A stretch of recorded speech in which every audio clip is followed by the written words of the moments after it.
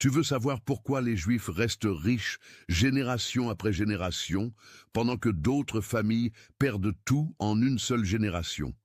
Ce n'est pas seulement ce qu'ils achètent, c'est surtout ce qu'ils n'achètent jamais. Il y a des choses que les Juifs riches refusent d'acheter, peu importe combien d'argent ils ont, peu importe la pression sociale, peu importe ce que font les autres.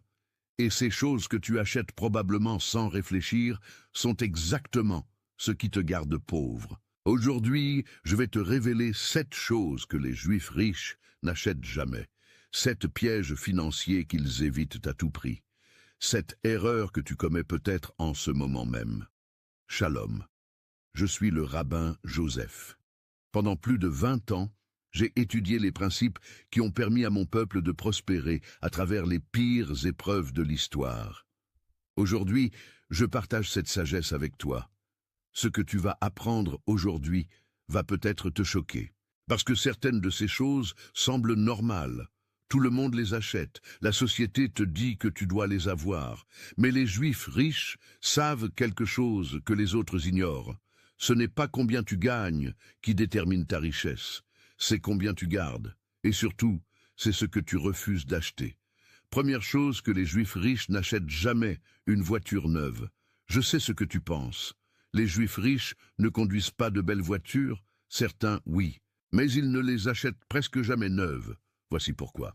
Une voiture neuve perd entre 20 et 30% de sa valeur dès que tu quittes le concessionnaire.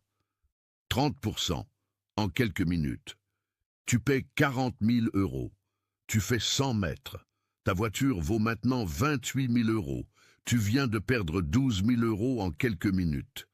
Les Juifs riches trouvent ça absurde. Et ils ont raison.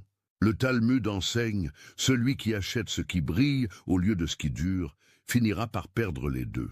Les Juifs riches achètent des voitures d'occasion, de 2 ou 3 ans, avec peu de kilomètres.